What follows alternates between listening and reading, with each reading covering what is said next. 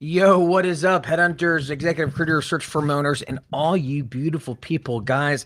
I am amazingly super duper excited, thrilled about the show. The guys backstage are ripping me about always say I'm excited about the show. So in this case, I am not excited at all, but we're going to have Ben Mena from the Elite Recruiter Mena. Podcast. No, it's Ben. Ben.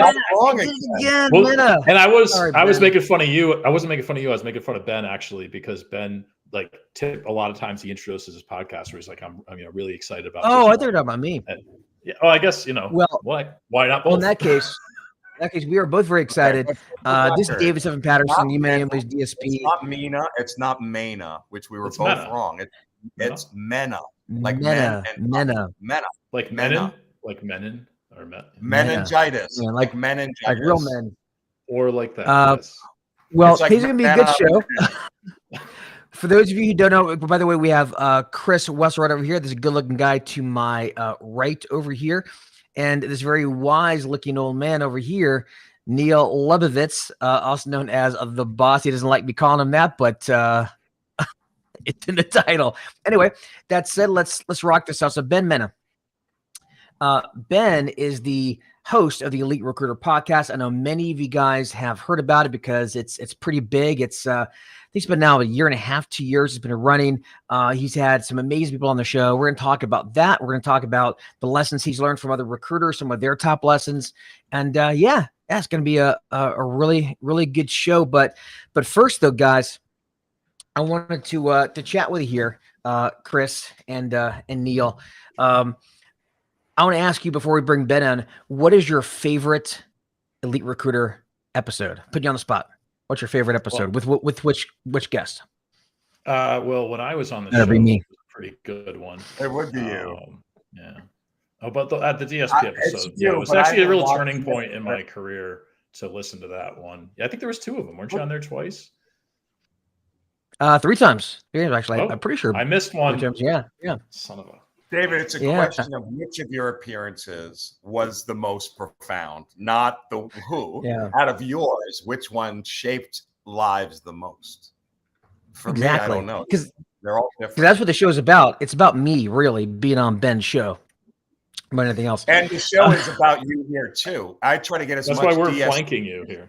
You know, I like as much DSP-ness in me as I can get. Just DSP. Thank you. Oh, There's plenty to go around, like sir. This sandwich has a lot of meat in the middle. This is already going downhill quick. Well, guys, this is not direction whatsoever. Yeah, I meant well, guys, likeness. If you're watching this live, do me a favor, comment live so we know that you can hear us. If you're watching the replay, comment replay.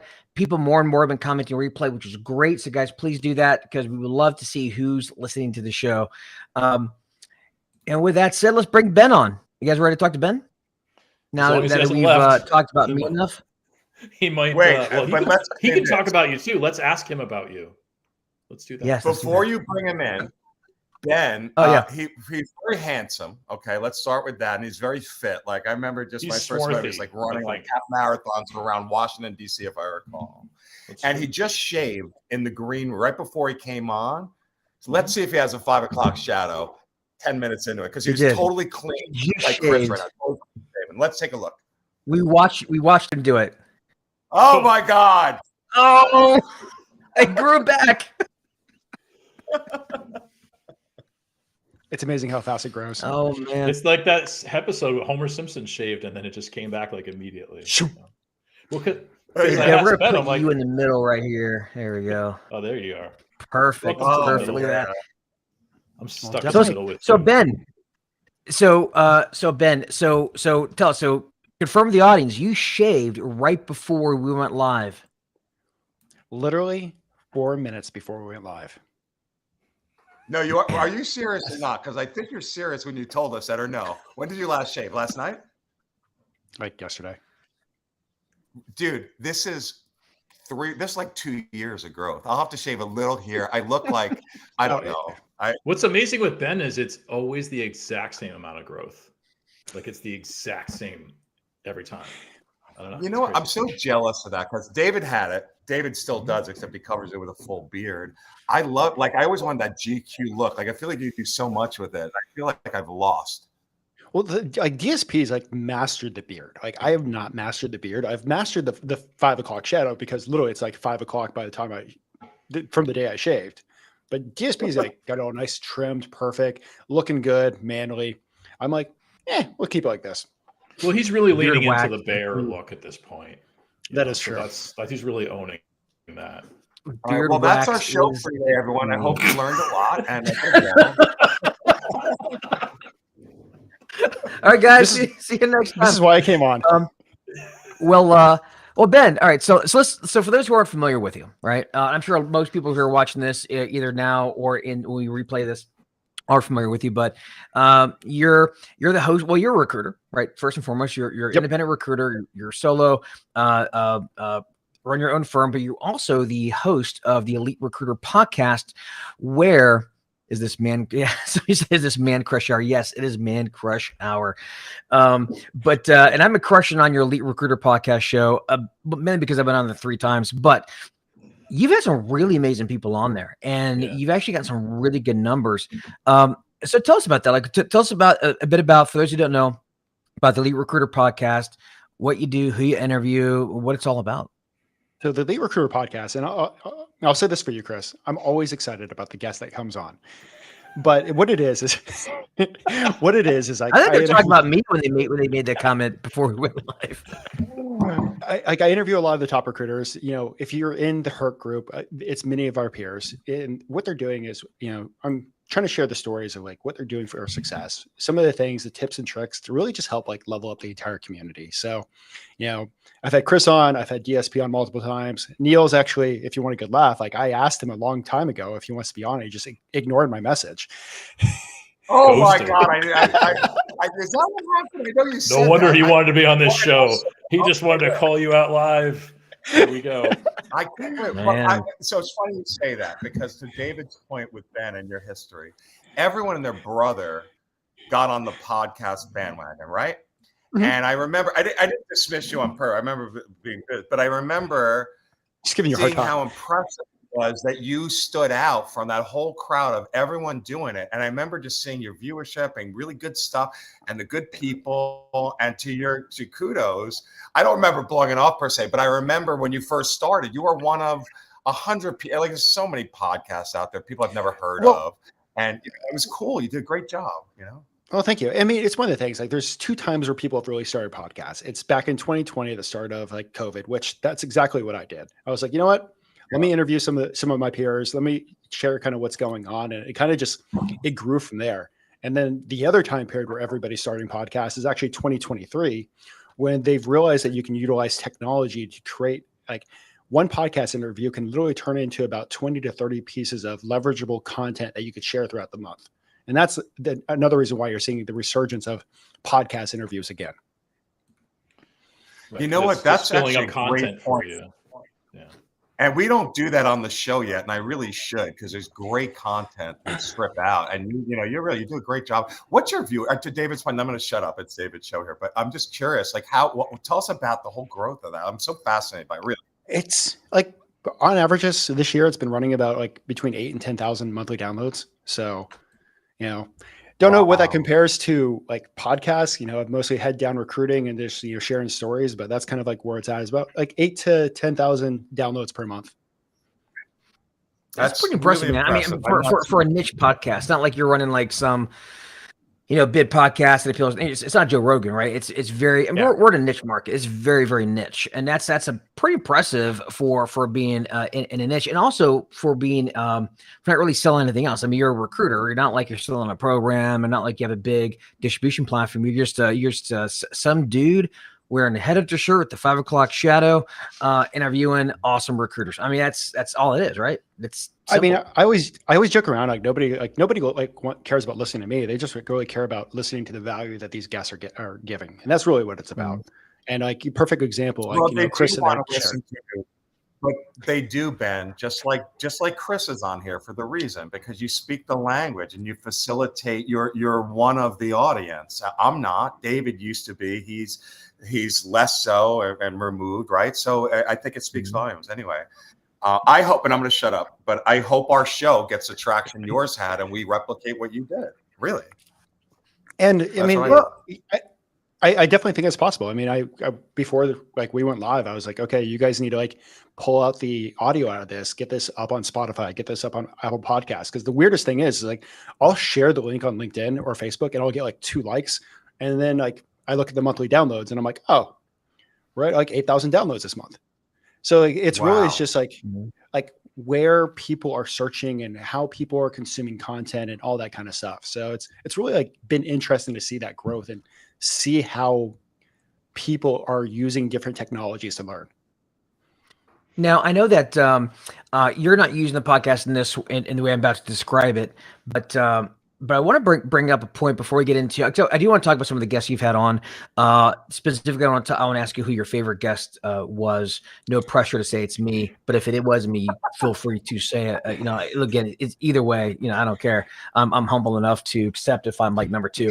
But what I'm trying to say though is, speaking of podcast, what you mentioned before about podcasts, about how it's how it can generate a lot of reach for somebody. Well, and for recruiters who are having to go out there and attempt to get new business, and in a market where we're seeing as commodities. We're seeing as commodities, and there's a ton of recruiters out there. We're all prospecting, we're all trying to reach the same people. And so if you're a recruiter starting your own podcast, you won't get the numbers that Ben has. But that said, if you start a podcast, I know a lot of recruiters actually do much of their lead generation with podcasts. Because imagine interviewing an industry leader on your podcast and give them the opportunity to talk about themselves, with their leadership philosophy, how they got to where they were. You stroke their ego.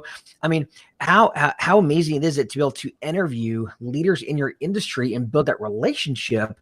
And if you build that relationship, what's going to happen when they have a need? Most likely they're going to, if maybe they already have a recruiter, most likely they need a new recruiter. You're going to be on the top of that list because they already have a relationship with you, versus you're trying to always get something from them and you're prospecting like everybody else does. I think for anybody listening, take a page out of Ben's book and start thinking about how you can start your own podcast to get in front of prospects in your market. I think it's a great business development tool. It is. And that's why I see a lot of people starting podcasts in 2023. It is literally the secret weapon to get into a backdoor into companies' pockets and creating those relationships. Because think about this. Everybody has automation tools. Everybody knows they're in a drip sequence, whether LinkedIn or email or even phone calls. How do you set yourself apart from the rest of all the other recruiters out there? Those hiring authorities are getting somewhere between 60 to 100 plus messages a week or a month. And they just delete them. But at the same time, if you send an email to that hiring authority, hey, I have this industry focused podcast, I would love to highlight you as a guest. Most of the time, the answer is yes. And it is a dream from the communications department and the marketing department of having you on a podcast, because there's so many tools that they could strip great content from their executive to share and really just help share the company story. And now you've built that relationship. So when you have that opening, or when they have that opening, you can literally just walk in the door and be like, hey, you already knew I was a recruiter. We already have a relationship. Not only the benefit of the relationship you're developing with who's on your show, but one of the things I used to notice for years was every time I would do a speaking engagement, for example, where I'd be on a panel or I'd be speaking at a conference or something, without fail, I'd get a couple of new clients after that, the people that watched and followed up with me later. Some of the biggest clients I've ever had were from that. And I think that the podcasts are the same, where people get to feel you out without directly engaging. You're not on the phone telling them, here's how Ben works, here's how Chris works, and they have to respond. Instead they're watching. They're like, okay, this seems like somebody who I'd want to work with, and then they're choosing to engage with you as opposed to you stalking them, right? So I think that there's some of that at play too. Because that's that type of, and I know speaking at a conference is a little different than a podcast, but in a lot of ways it's not, because you're showcasing your expertise. they're learning a little about you, and they're deciding whether or not they want to engage with you, as opposed to like you kind of putting them on the spot. And to top that off, it is a little more like kind of like speaking at a conference, because here's the thing, like when you share like the links, the episodes or clips on places like LinkedIn, you're tagging that executive. And so because you're tagging that executive, you're now touching everybody in their network too. So you're creating an authority in their space by literally just highlighting somebody else. And here's something else as well, is that it also helps build your authority in the market. So one of the reasons why I have things like my Facebook group, and I've got my guide, my videos, I've got my app, all these different training things, of course, my email list. The more that somebody can marinate in me, in just who I am and what I stand for, et cetera, the more likely they're going to want to do business with me if they like me. And if they don't, then hey, they can kindly, get off my list.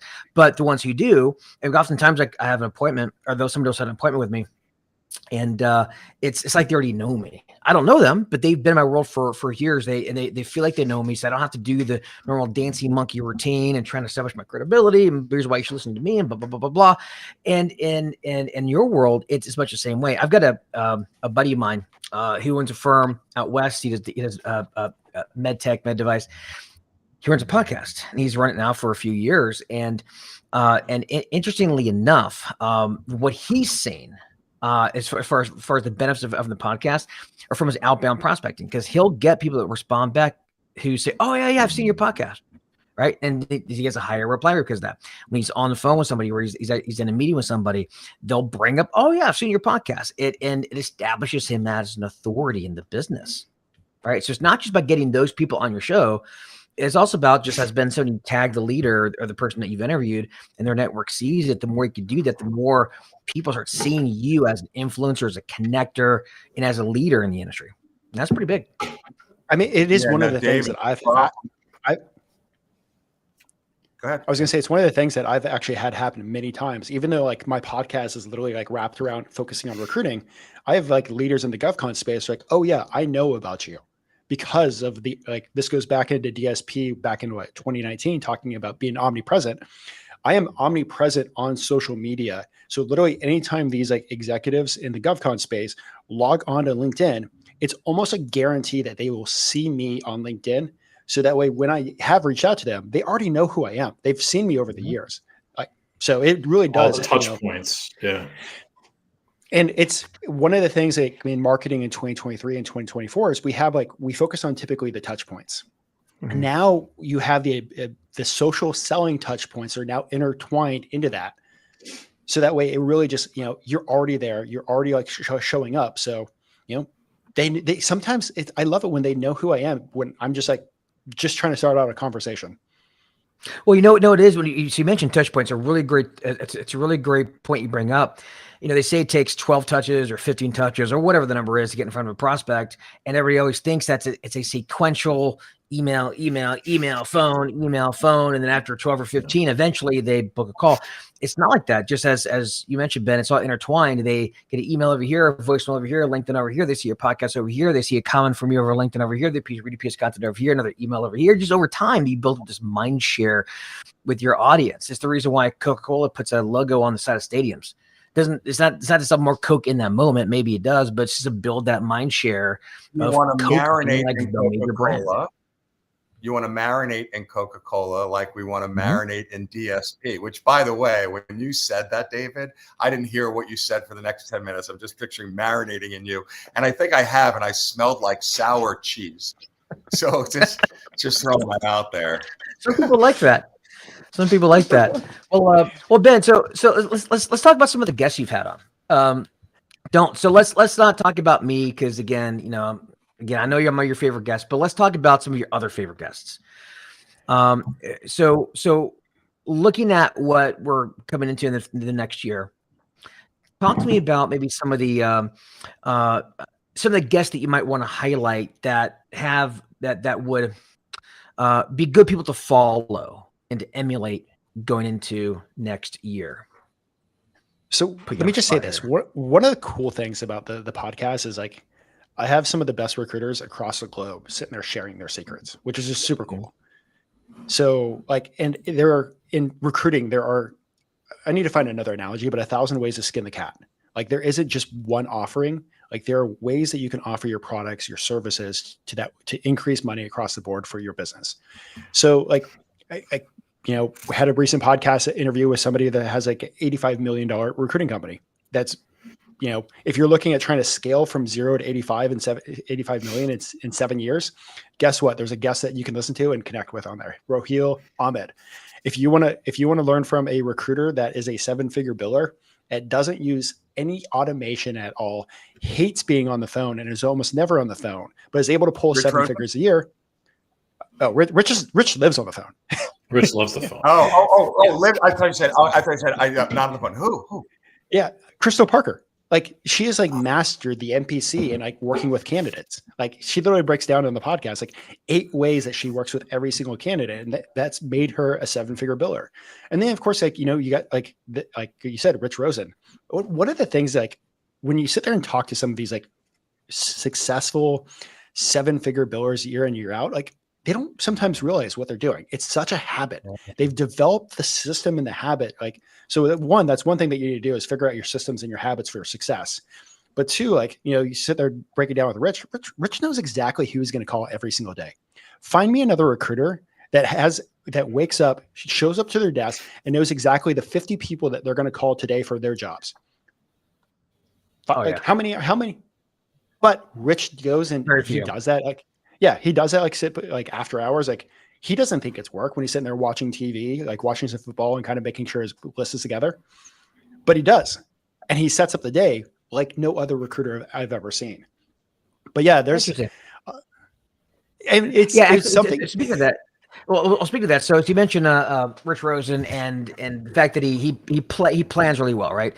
So he integrates his life and his work, and he's sitting there on the couch, watching football, whatever it is, and figuring out who's going to call the next day. So that'd be a good example of somebody who is doing something that they're not aware of. What are some other examples? I'm curious. So like, let's say, what other examples can you think of let's say habits, just in general habits? Let's talk about habits. What habits can recruiters start implementing? So maybe that's something that'll become second nature.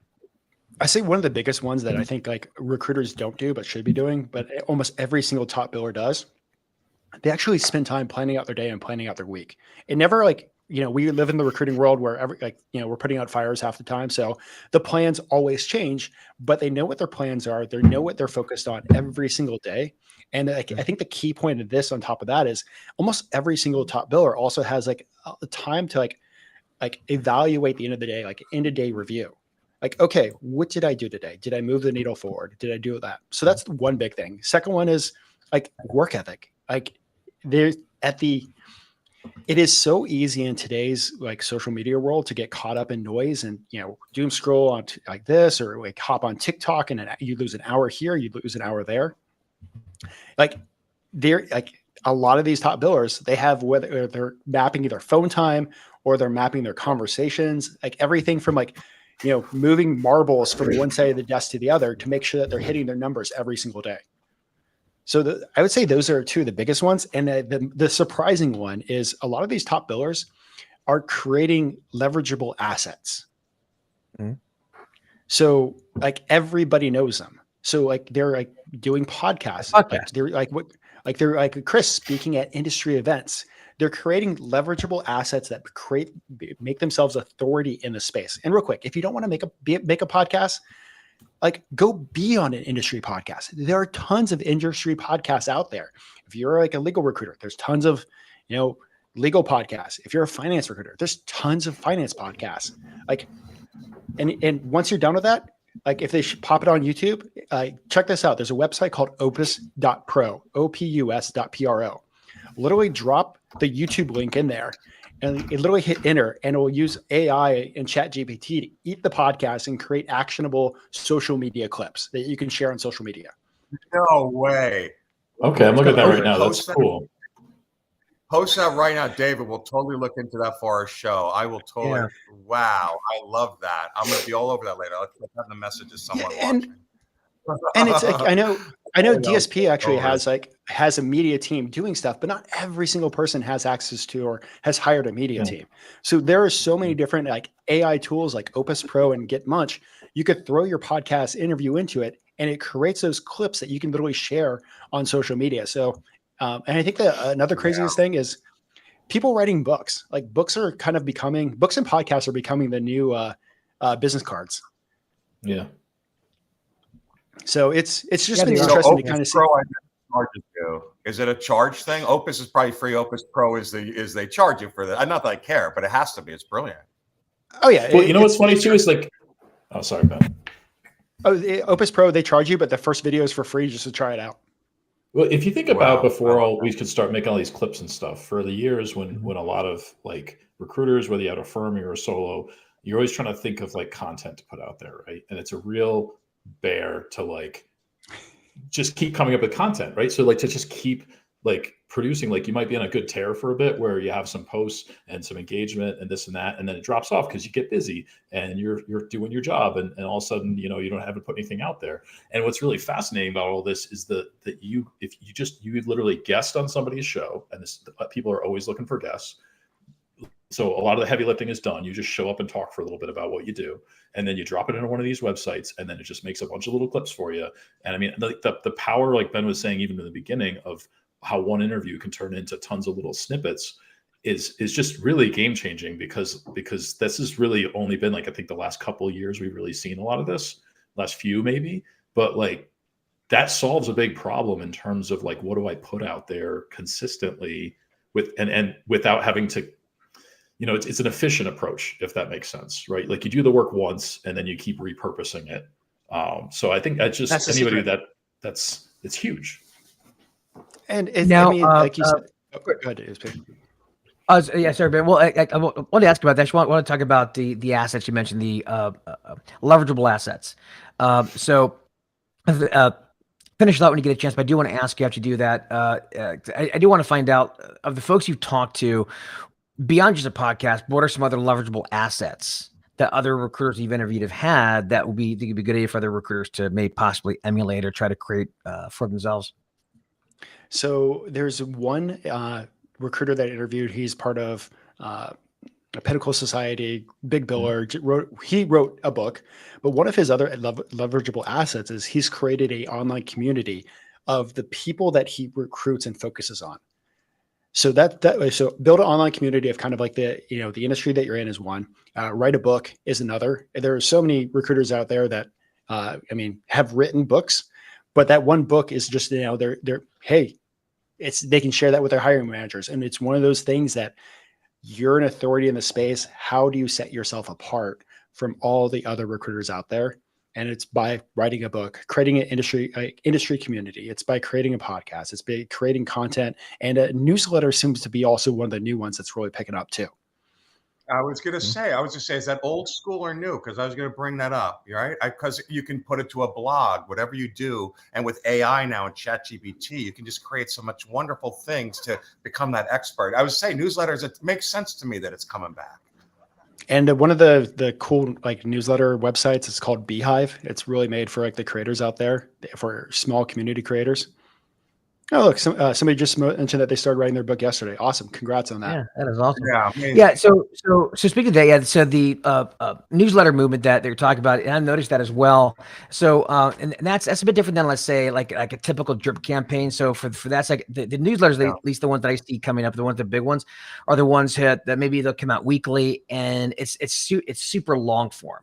And a lot of those will have like many resources. Like, in fact, you can see 2, 3, 4 different authors all in the same newsletter. Like, say, guest authors. There's promotional spots. They make it like a big thing. So that's what I'm seeing nowadays. Well, I've not done that myself, but I have seen that, and that it seems like it's becoming a pretty big thing. Well, let me ask you this: in terms of because I know the other stuff's kind of hard, right? So you've got some books, podcasts, etc. I think what do you think is the Let's go back to podcasts. So obviously, podcasts are great. Having a podcast is a great leverageable asset, as you mentioned. But what are some of the things that you wish you would have known before? Because I'd imagine when you did this, you probably made a lot of mistakes.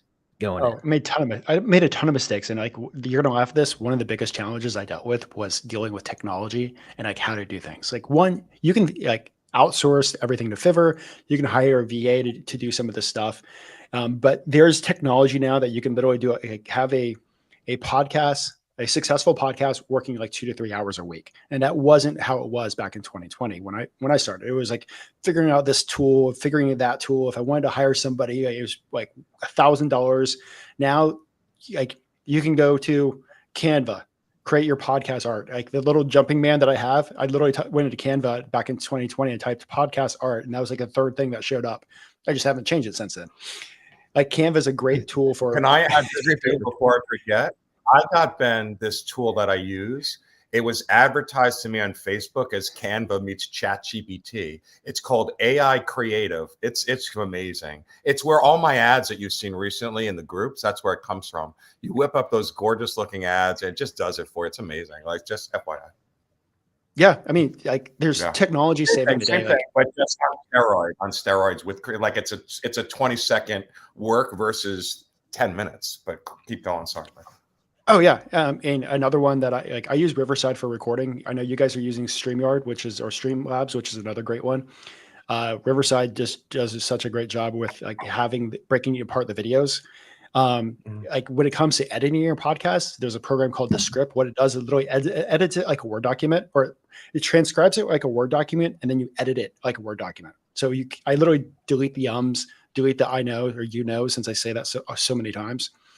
And then, the hosting software, Spotify for podcasters, it's free. You can literally upload your audio there, and there you go. You now have a podcast, and you can get an intro. We're going to steal from you. Do you know? We're going to have to talk to you offline again, and we're going to steal a ton from you. We need to, and we will. Like this is all good for us. Just for everyone else out there, you're never too big or for your britches, right? Like the great stuff. And seriously. All right, so now I want to know. Of all the interviews you've done, what have been the most memorable? Not necessarily the best. I think it'd be the best, but the most memorable. You just want one category, don't you? David just wants one category. Sad to watch. It's like we're all like. He's like, what would you say is the most bearded person you've ever had on the show? Of all the people you've interviewed who live in Florida, who was your favorite? I'm gonna go with that. Would be Donnie. Donnie Gupton gives him a run for his money on a beard. Oh yeah, he's got a great beard. In the Gulf Coast of Florida, who was your favorite guest? Like somebody has 3 initials. He goes by the 3 initials. Of your David middle Patterson. All right. So, but seriously, who is your most memorable? God, you guys are picking on me. That's not in the room. Let's make it easy. That's an obvious one. Who was? Yeah, that's a good question. I mean, actually, one of my favorites recently was Tom Alessio, and like his story of like being literally up against the wall, and so he decided to leave his firm. He actually helped build the firm, put everything on the line for multiple years, and then everything came crashing down. The owner went psycho, and he's just like, you know what? I have a non-compete. I'm going to go chase my own dream. I'm going to do this for my family. And so he like drove multiple states away due to the non-compete, slept on the floor, rented an office space, and literally just pounded the phones until he built his company. That is an amazing story. That is amazing. That's great. I love those kind of stories. That's great. And it makes you think about it. It's like, what are you doing? It was like one of the things that when I got done, I was like, man, like it really is. When your back is against the wall, are you creating a plan B in your mind? Or are you giving it everything that you got? 100%. And there's nothing more motivating than a gun to the head. Nothing more motivating than a gun to the head. That is a great story. I've seen that podcast. I've not listened to it yet. I have to listen to it. That sounds like real quick for the listeners, like he wasn't single while doing this. He had a family and like healthcare, like medical expenses, all sorts of stuff. And he was just like, well, if I'm going to do it, I need to do it, and I need to go all in.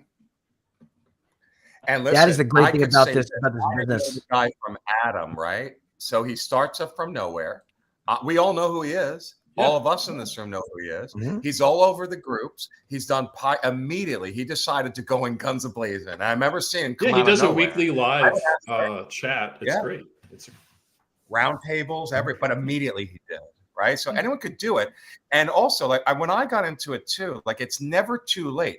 I started a LinkedIn group when LinkedIn was really big because I knew it was a real key. I have like 30,000 people on there, and I use those people to drive them to the Facebook group. And then David was gracious enough to help me and ingratiate me into the community. But I say, if you want to do it, get a plan and just do it. Just jump right in. I didn't think about it. Right. I just did it. Yeah. Right. And it's the kind of thing, what we've been talking about this whole time. It's like a lot of these top recruiters are like, including you guys, are doing something a little different than everybody else. And you got to figure out what that little difference thing is best for you and just put action behind it. A lot of action. Well, I'll tell you what, I love those stories, like again from Thomas about him driving several states away, sleeping on the floor, banging out calls. I think a lot of recruiters, especially the younger recruiters that maybe came in when the business was booming and you could make placements despite yourself. And I think a lot of recruiters would do very well to listen to some of those episodes and listen to some of those stories about the hardships that many recruiters, in fact, many of us had to go through and during recessions, or when we had to like Tom's would start a new firm, or just bad things that happen to you in general. Right. That's a great thing about this business. One placement can turn it all around. But one of the bad things about this is you can, what? I was going to say, like, one placement can completely change your life about this. One quarter can literally set up your entire family. That's one of the coolest things about this business. Oh, yeah. And like, it kind of also goes back into DSP's story. Like, and he shared this in like one of the early podcast episodes. I was like, hey, DSP, do you want to kind of like hop on a podcast? I got this little thing I'm doing. He's like, sure, why not? Big DSP. And like, he literally like breaks down into like literally his back against the wall, losing his company, like not knowing what to do. And then realizing the work that he had to do to completely turn the ship and move everything around in the middle of a downturn of the economy. It's those lessons that you hear that you can relate to. Like, it sucks right now, but as long as I keep swimming and I push harder, I think smarter, I learn some new tactics. Like at the end of the day, if you keep driving and you keep making enough calls, you keep doing enough emails, enough podcast interviews, something is going to change. 100%. And certain something like a podcast, for example, well, for most recruiters, they probably think of that as something that's completely foreign to them. It's out of their comfort zone. How do I even do it? I've got a face built for radio, so I can't do anything video based, all these excuses. And, the funny thing is, and I got this advice from, I forget who I got it from. I got it from somebody somewhere mentioned this, but it's stuck in my head. Not the person who said it, but the lesson stuck in my head. And basically was that the best time to start being public, the best time to start is when no one's listening, right? When you don't have an audience, just start, because what's going to happen is, because no one's listening, it doesn't matter if you suck, but by doing it over and over and over again, you get good. By the time people are starting to listen, by that time, you're already good. So in essence, start now. If you think you're not ready, start now, because you'll get ready. But you can always, but if you wait until you're ready, well, you're never going to be ready and you're never going to start. Just start it. It's kind of, I think like one of the reasons why I started this was a combination of like, I think it was DSP talking about finding ways to be omnipresent. Two, like the market took a tank and like the world stopped during COVID for a short while.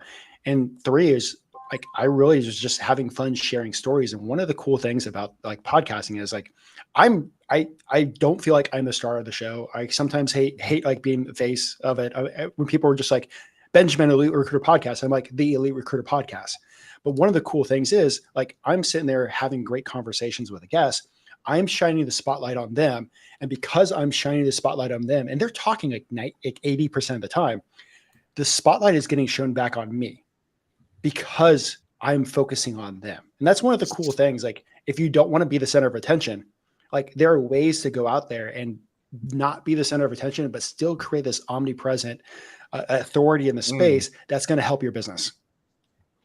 Yeah, the good thing about a podcast, especially like an interview style podcast, you don't have to do all the talking.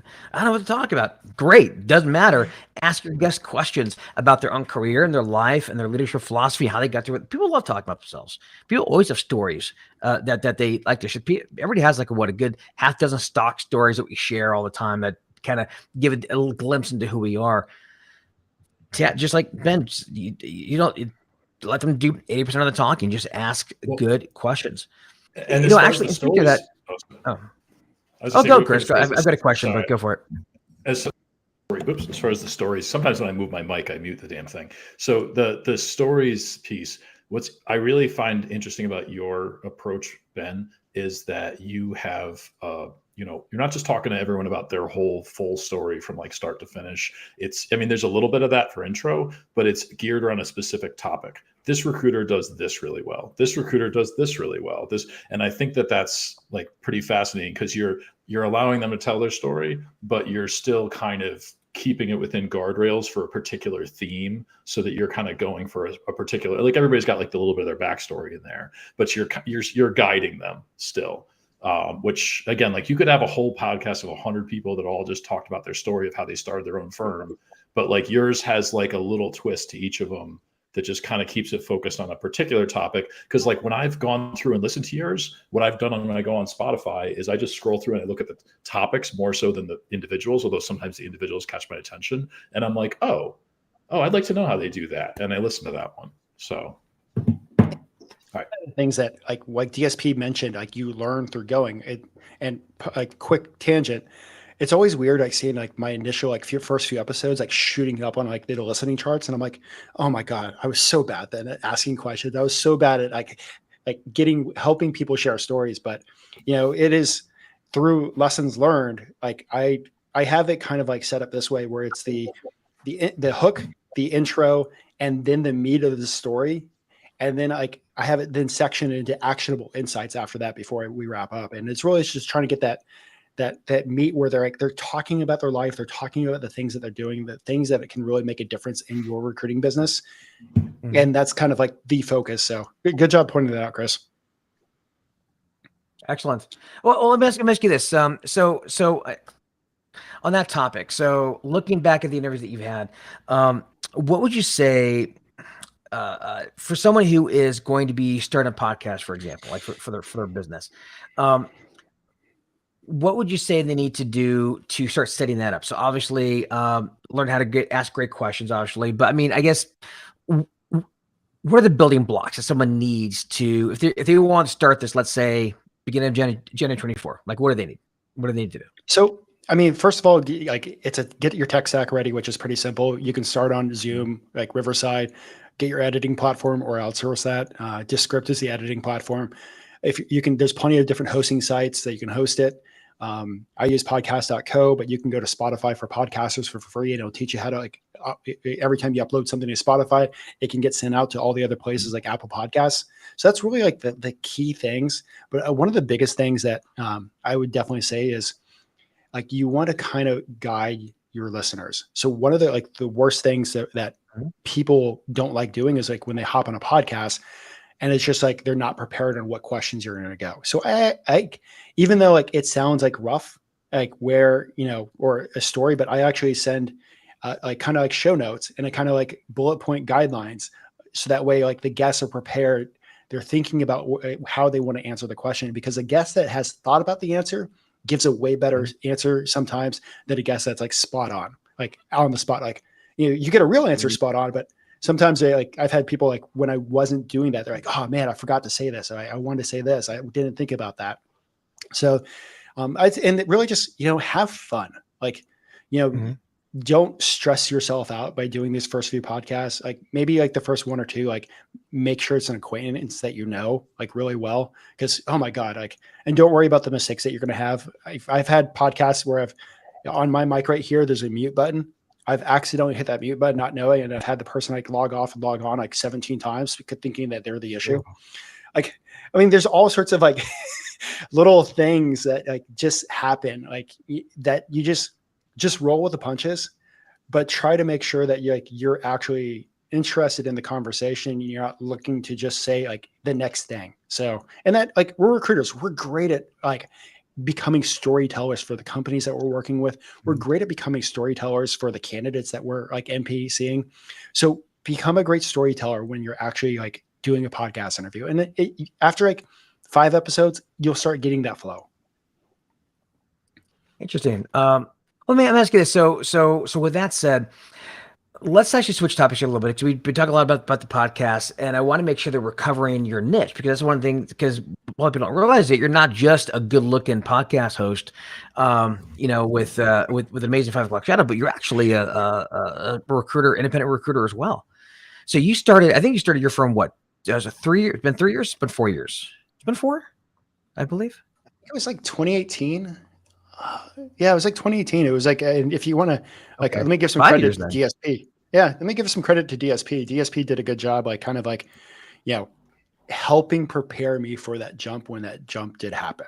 Yeah, one of the things I would highly recommend, if you are listening in this group, like the Herc group, and you have not bought any of DSP's programs, like, just pull the trigger. Like, he gives so much, sometimes a little long-winded, but like he gives so much actionable advice.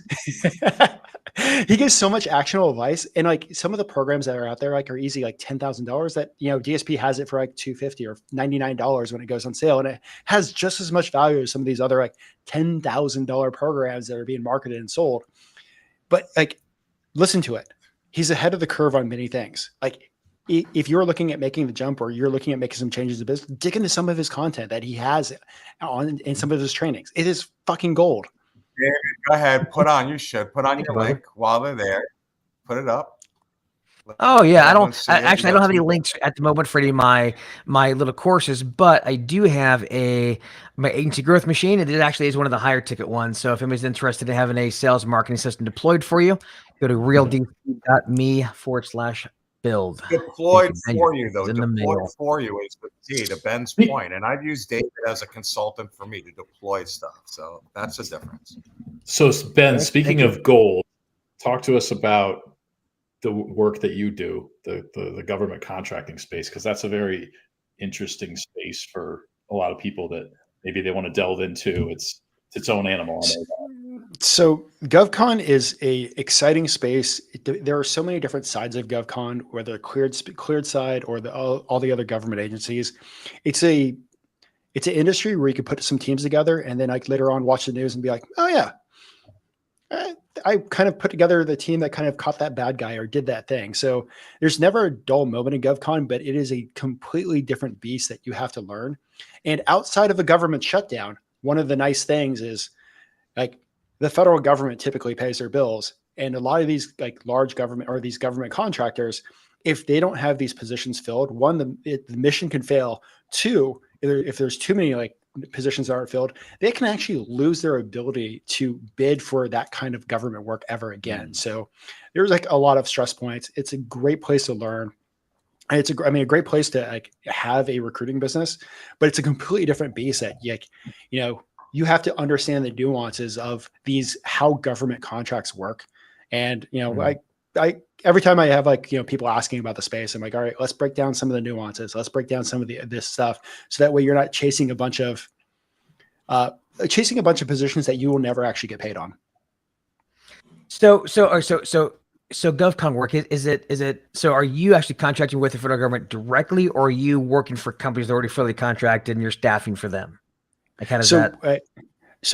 We decided for our business to not become an actual government contractor. That is a great place to go for many people.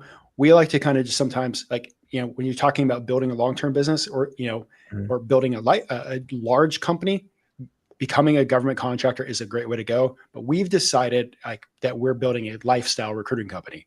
So, we like to shut it down and head overseas for weeks at a time. And it's a little harder when you're crushing some 90-hour weeks in the GovCon space, like chasing BDs and chasing proposals. So, but if you are looking at doing that, like in reality, almost every single government contractor is really just a very complex staffing firm.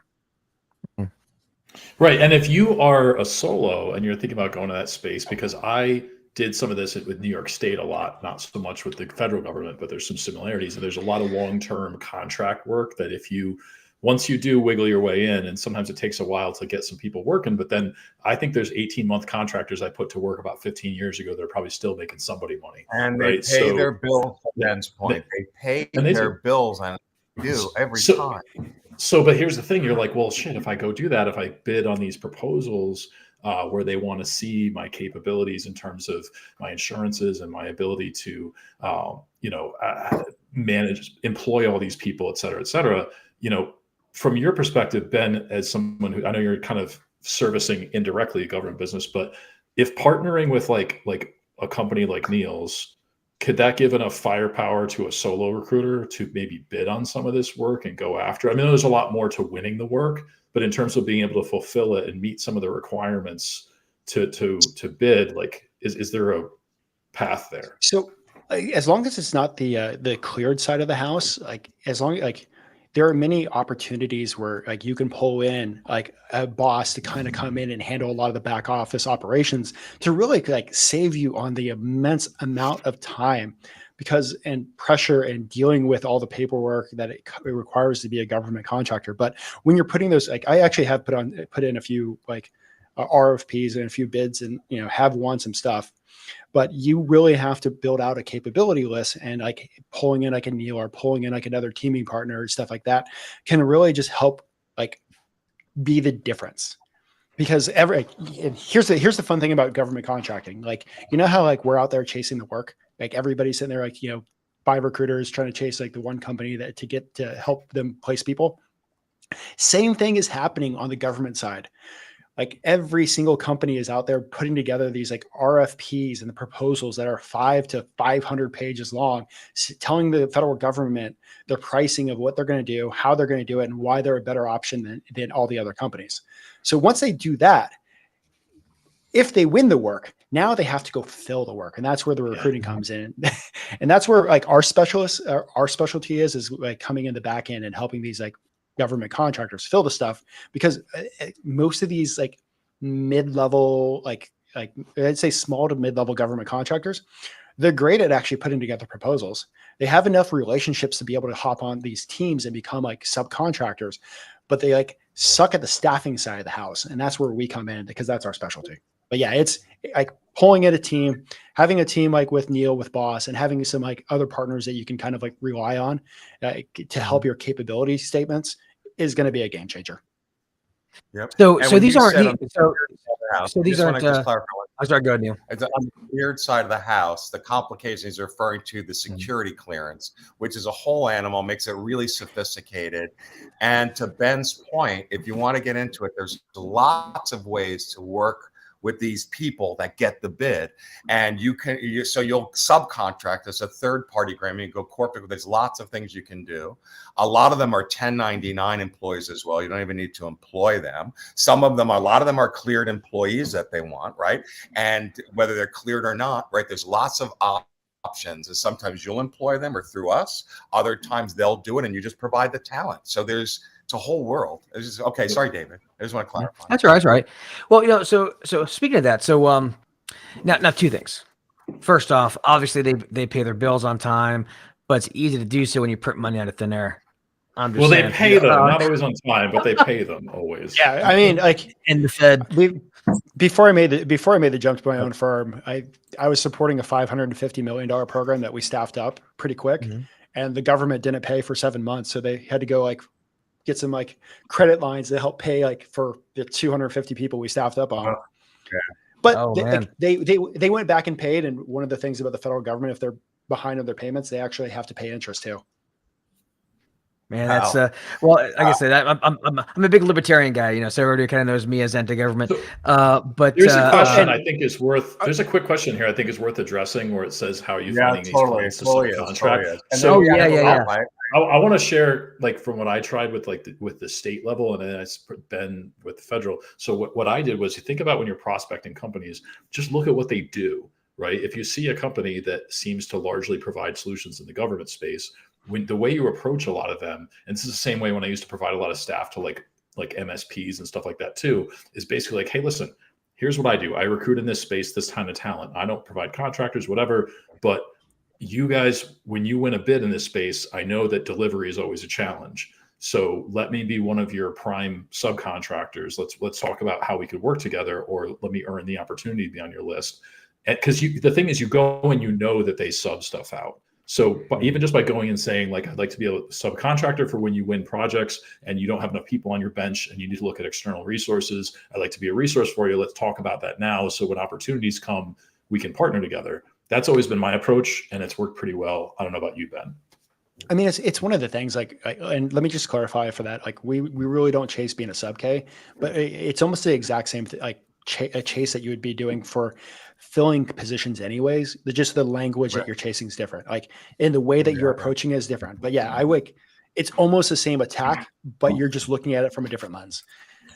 And I know somebody just popped like FedBiz off. It's great. What's cool is like artificial intelligence is changing the game also in the government contracting space.